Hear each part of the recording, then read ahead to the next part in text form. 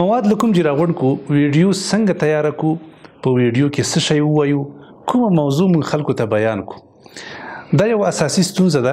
چې کله څوک نوی دعوت شروع کوي نو هغوی ته دا پیدا کیږي یعنی کله ناکله ډېر وخت تیر شي دا بیچاره شپه ورځ په همدې سوچونو کې چې زه ویډیو له څه شي نه ډکه کړم زه کومه موضوع په دې کې خلکو ته بیان کړم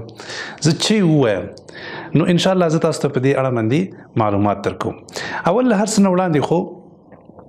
زه به تاسو سره خپل دغه تاریخچه شریکه کړم چې موږ له کوم ځای را شروع کړې وه موږ له سوال و جواب نه شروع کړې وه یعنې موږ واتساپ نمبر په انټرنیټ کې واچو په مختلفو ځایونو کې او خلکو نه موږ غوښتل که چېرته تاسو ستونزې لرئ یا یو مشوره غواړئ یا دیني پوښتنه لرئ نو موږ سره اړیکه ونیسئ نو سبحان الله اول کې به 3 پوښتنې 2 پوښتنې 4 پوښتنې دغه رقم راتلې 5 کره کره دا زیاتې شوې یو وخت کې له 150 نه هم واوښتې او اوس الحمدلله 100 40 دا رقم پوښتنې راځي خو چې کله رمضان شي بیا له دې نه هم پسې زیاتېږي نو دا پوښتنې راتلې بیا موږ کتل چې په دې پوښتنو کې کومه پوښتنه ډیره تکراریږي وختن په وختن چې مثلا یو ځوان هم کوي سبا ته بیا راځي بله ورځ بیا راځي یا هر ورځ 2-3 وارې مطرح کیږي نو هغه پوښتنې موږ راغونډې کړې تاسو که ووینئ زما یوه کتابچه ده داسې اوږده کتابچه ده په دفتر کې پرته ده په هغه کې به ما عنوان ورکاو مثلا د استنجا په اړه پوښتنې هر وخت چې پوښتنه راغله د استنجا په اړه هغه به ما دلته لیکله صحیح شوه نو دغه ټولې پوښتنې به ما سره راغونډې شوې بیا به په دې باندې ما یو ویډیو جوړه کړه یا مې داسې هم کولی شو چې یوه پوښتنه مثلا بار بار تکراریږي همغه پوښتنه به مې راواخیستله په هغه به ما ویډیو جوړه کړه نو لکه څنګه چې دغه پوښتنه به د څو متعددو خلکو وه هغه به چې موږ ویډیو جوړه کړه نو د ډېرو خلکو پوښتنه به ورسره څنګه شوه حل شوه نو د دې په خاطر باندې زموږ دعوت الحمدلله ډېر په مخ باندې لاړه پرمختګ یې وکړه او ډېرو خلکو ستونزې ورسره حل شوې الحمدلله یعنې موږ چې شروع کړه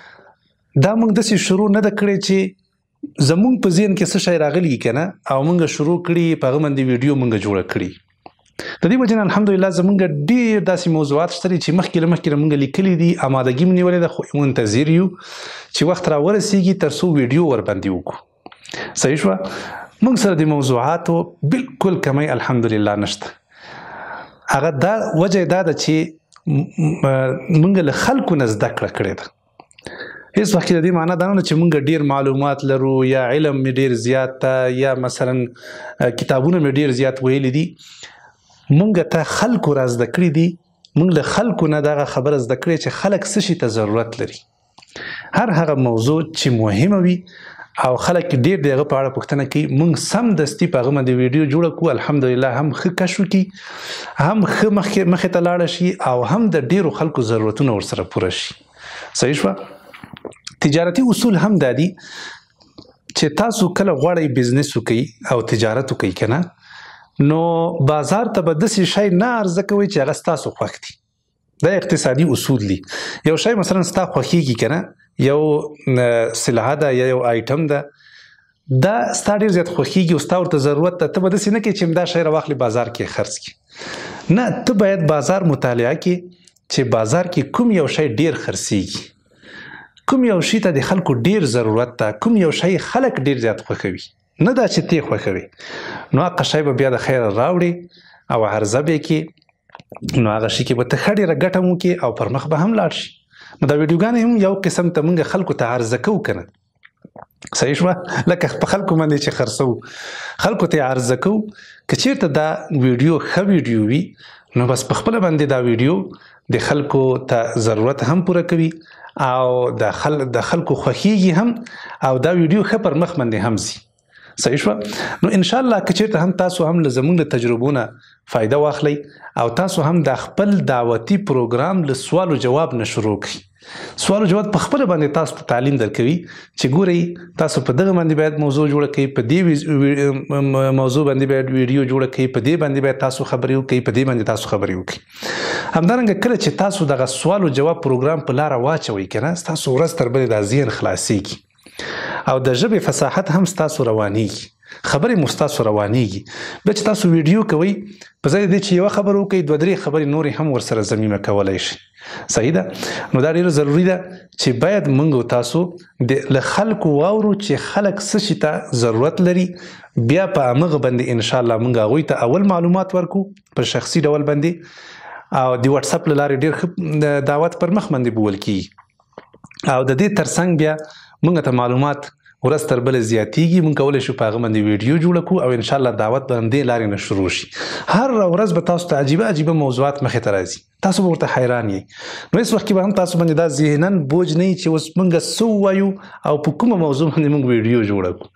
کله ناکله موږ تاسو ته یو موضوع اصلاً بې معنا معلومیږي، خو چې ګورې ډېرو خلکو ورته ضرورت وي، نو ته باید په هغه باندې ویډیو جوړه کړي، ته باید هغه ته خلکو ته آګاهي او معلومات ورکړي. صحیح شوه که نه؟ نو دعوت له همدې اړخه پیلیږي او کرا مخکې ځي. هغه ویډیوګانې چې په هغه کې ډېر زیات موضوعات موږ مطرح کړي دي هغه ډېرې زیاتې ګټورې تمامې شوي دي. الحمدلله محتوا ډېره زیاته مهمه ده. تاسو باید په دې کې خواري وکړئ او کوشش وکړئ چې ستاسو د ویډیوګانو محتوا ډېره زیاته جالبه وي. همدارنګه بله مهمه خبره چې تاسو دعوت له کوم ځای نه شروع کولی شئ، تاسو له فضائلو نه هم دعوت شروع کولی شئ. فضائل د عامو خلکو ډېر زیات خوښېږي. صحیح شوه؟ که دا کار وکړئ نو سمدستي به جنت ته ورسېږئ، که دا دعا ووایئ نو هر حاجت به مو پوره شي. تاسو به هم اورېدلي له ډېرو دعوتګرانو نه چې هغوی د خپل دعوت په همدې باندې پر مخ باندې بیایي. نو که چېرته تاسو له فضائلو نه شروع وکړئ، هم به د خلکو در باندې نیوکې کمې وي، تنقید به د باندې نه کوي، اعتراضات به ډېر نه د باندې راځيږي، ډېر به ښویېږئ نه، اشتباهات او غلطیانې به هم ډېر در څخه نه کېږي. صحیح شوه؟ فقط دومره دقت وکړئ چې دغه فضائلو کې تاسې موضوعي احادیث رانه وړئ او همدارنګه ضعیف احادیث رانه وړئ. دغه کې لږ دقت کوئ او د دې لپاره تاسو کولی شئ چې د ریاض الصالحین له کتاب نه ګټه واخلئ. ریاض الصالحین کې احادیث صحیح دي، نو انشاءالله په هر باب کې احادیث شته دي او شرح هم ورسره شته دي. نو که چېرته تاسو دغه کتاب راواخلئ او انشاءالله په یو حدیث باندې تاسو ویډیو جوړه کړئ، زه یقین لرم چې ستاسو دعوت به له دې اړخه په ډېره ښه طریقه باندې روان شي او تاسو سره به هېڅ وخت کې هم د موضوعاتو کمی نه وي، یعنې د موضوعاتو له کمښت سره به تاسو هېڅ وخت کې هم مخامخ نه شئ. صحیح شوه؟ نو ریاض الصالحین کتاب راواخلئ، هر حدیث چې تاسو پوهیږئ چې ګټور ده انشاءالله له دې نه دعوت شروع کړئ او کرا پر مخ باندې ځئ. که دا هم نشئ کولی، دریم مهم آپشن او ښه خبره هغه دا ده چې تاسو زموږ دا ویډیوګانې وګورئ. صحیح شوه؟ زموږ دا ویډیوګانې مثلا 15 دقیقې دي، 6 دقیقې دي، 10 دقیقې دي، 15 دقیقې. په دې ټوله ویډیو کې حتما ستا